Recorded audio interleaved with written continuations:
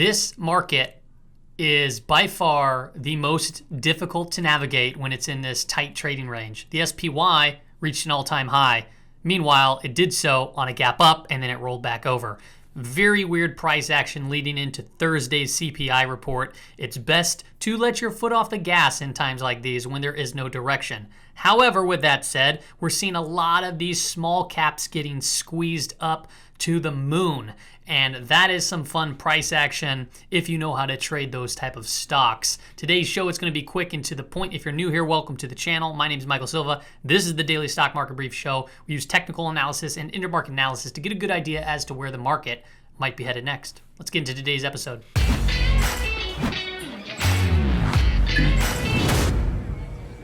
All right, well, this is a screen pull of the futures market right now. I'm recording at 5:04. This can change, but it looks like it wants to continue pressing higher. Like I said, this can change. It could be red by morning time, but as we've seen, the market just wants to press higher, wants to gap up. It's been crazy. The SPY, you can see here, the daily candle reached an all-time high and then reverted. It opened up at an all-time high, then it was down severely throughout the day, and then the bulls stepped it right back up above the 5-day moving average. Just look at this chart. Okay, each candle represents a day. Look how just choppy this is. This is like, there's no direction. Okay, no direction at all. And this is, important to note. Okay, when you're trying to be trading, investing, or placing on swing trades or whatever the case may be, you want to look at top-down approach. You want to look at the indices, right? And that's what we do here. And then you want to kind of go into the sectors, what sectors are performing, and then you go into the performing sectors, and then you want to find performing stocks. And as of lately, energy has been the one to lead the way. Now, there are a couple warning signs, even though that we're at these all-time highs here. The one that I brought up here, this was developed by Tim Ord. It wasn't developed by him, but I learned it from him. This is looking at the ratio, and I pulled this out already, the S&P 500 up here, and then the SPX to TLT ratio. And every time that the S&P 500 puts in a higher high, meanwhile, the ratio puts in a lower high, that is a negative divergence. And you can see here it played out, here, and then now we're forming another one, and it got a little bit more intense today. As you can see, the ratio is down to where we at 30-10, so right here, and the S&P 500 plugged away to an all-time high today, but you can't see it here on this specific chart only because I have it on an area setting, so it's not, you don't see the candle spikes or whatever. So yes, negative divergence is building. If I zoom in, you can see here it's more clear, the low here to the higher high, and then you have the high to the lower high right here. So clearly a negative divergence underway. Meanwhile, going into the CPI report on Thursday, you can see here the dollar previously going into it on May 12th, it had some down days, then it went sideways, and then on the report itself, we saw this big spike up, and that brought the S&P 500. Meanwhile, right prior to that, a few days prior, we're at an all-time high. Well, we're doing the same thing right now. You saw the down day in the dollar. We have 2 more days to go. It could be going sideways. Then we might see a spike. I don't know if the market is going to think of it as a bad thing when inflation goes higher. I'm assuming that it's going to be higher than expected, or that would just be my guess. But I don't know how the market's going to react at this specific time. I don't know if it's going to be the exact way that they, responded over here on the May report, but we will see. And it's something that when there's all these kind of divergences and when we have this risk factor at play, you don't want to try to time the market. You got to give benefit to the bulls, but you also need to just be very aware. So what I do in times like this is I just lower the position size of what I trade, or I just get into less positions until this smoke clears and we have some more clear direction. As it stands right now, we don't have clear direction. Lumber to gold ratio, I'm planning on bringing Michael Guyad back onto the channel. We're discussing a time that works best for him and myself to sync up and bring him on so he can update us on this lumber to gold ratio and the other risk on and risk off strategies he uses. But you can see here, lumber had a down day and gold relatively flat on the day, but we did continue to press lower. We haven't been this low for quite some time. It was actually in 2020 when we were around those levels. So continues to press downwards towards that risk off environment. If we look at the market dashboard, energy and consumer discretionary are leading the way. Interesting thing about consumer discretionary is The restaurants I'm seeing, like there's an ETF called Eats, EATZ, and if you look at their holdings, you can just Google it. A lot of, like, for example, Jack in the Box did very well. Yum Brands, I don't know if it was Yum Brands. There's a bunch of different names within that ETF, and if you look at those charts, there's actually quite a bit of strength coming into those restaurants. So it might be something to pay attention to, as consumer discretionary has been one of the top performers, along with energy and financials and even materials. So something I just wanted to call out. Overall, on the left-hand side of the screen, the S&P 500, Nasdaq, small caps led the way again, probably due in part because we're starting to see a lot of unwinds, a lot of squeezes taking place. A lot of the charts that I post in the Discord, my Discord, the trade ideas, are a lot of them are now small caps, just to see if we can potentially get squeezes in them.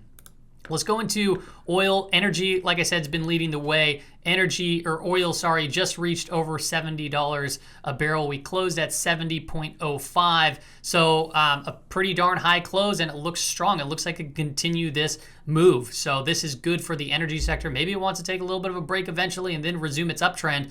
But this to me says buy on dip. At the current moment. Let's look into some 15-minute charts of the S&P 500. We're going to look at the SPY. Look at, there's really no direction here. This is the only thing that I can call out, just to because this is crazy price action, just insane. It's just choppy everywhere. Is look at the 5-day moving average. Okay, it's sloping up. Price action is above it. So it benefits into the bulls. It's in the bulls corner right here. Okay, so if it comes down like it did intraday today, it found support not only just right at that 5-day moving average, but just right around this previous candle resistance right here, and it has some gaps right here that still have to be filled, like an active support. So as it stands right now, still within bullish context. It's just the price action is very confused. If you look at the VIX, also very interesting. Pretty decent up day. Meanwhile, the SPY was relatively flat and not down. So that is interesting to me. You could see the last 30-minute candle, we did start to see a spike there. We'll continue to monitor that to see how that develops. When it comes in, and it almost filled the gap today. It basically did, but there's just a little bit remaining. So we still have technically 4 open gaps just right above us, which would be the risk factor if we get a big spike up. You'd want to start looking for positioning long if we start filling those gaps. From the weekly time frame, we still have a lot of time left in the week, but you can see here a little hammer candle forming. Like I said, we'll revisit this at the end of the week, but these hammer candles could represent potential. You can see we were way down here, and now we're kind of finding some ground. So this could potentially mean that we have some more upside move to go here on the weekly time frame. Another divergence to call out is the breadth, the NIMO. You can see here, it's not quite overextended, but it's getting a little bit hot reading right here. Still, it is a divergence in breadth. You had a higher high in the S&P 500, and you had a lower high here on the NIMO reading. Also to note, look at this. The percent of stocks above the S&P 500, above the 50-day moving average, it went down today. And meanwhile, the S&P 500 reached an all-time high. So, it's reaching an all-time high, but it's not having a lot of players help support that move. So it's just interesting overall. The daily time frame for the S&P 500, the SPX, you can see here, still in bullish context, above the 5-day moving average, above the 20, above the 50, above the 100 and 200. So everything's technically fine here. Just note that it's in a prior area of resistance. It hasn't broken out yet. So it's just consolidating. Last time it was up here, remember, this was a couple of days right leading into the CPI report. That was this day, this big red candle, came down to the 50-day moving average and found support and rallied higher. So, we're right back there.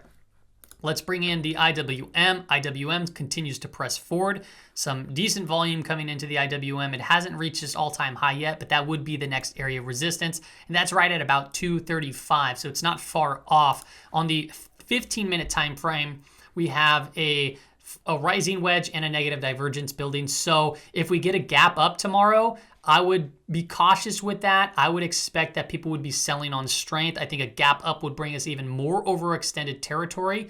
And if it doesn't consolidate from that point, I would expect that this would crack down and potentially go even to test the just right around this 230. But keep in mind the 5-day moving average is sloping up nicely. So even a pullback to that could potentially offer up a good opportunity to get back into individual small caps. Pulling back into this area, if you look at the volume shelf right over here, there are some more volume right throughout this range that can act as a level of support, and that's right around 228 to it's really 228 to 229, that kind of a dollar zone right there. Now let's look at the BKX financials.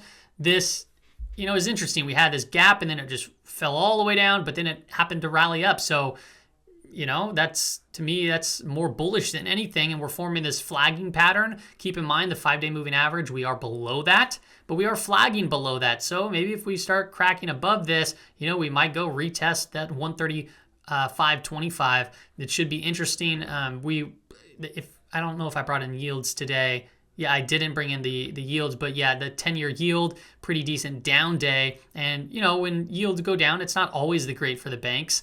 It's better when they go up because, well, banks make more money on margin. When the yields are higher, that means the banks can make more margin.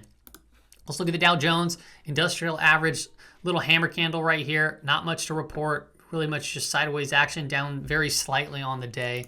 The DIA 30-minute time frame, 15-minute time frame. We are right next to this volume shelf profile right here, so a lot of volume just right here. So if we start cracking below these ranges, I would imagine it can go ahead lower and try to fill this gap beneath us. Another thing to call out, the 5-day moving average is kind of flat as of right now, and the price action is below it. So our current resistance is right just below 347. If we start getting above that, then I think we might start seeing this thing continue a little bit of an uptrend here, potentially even go as high as 348.50 to go retest those levels. We'll see what happens. The transports look like they, it's just not doing great. Today we had a decent day, an upside move in the transports, but we're still beneath the 5-day declining moving average, which is not always the greatest. So you don't want to just enter into this if it's still declining. You want to see this.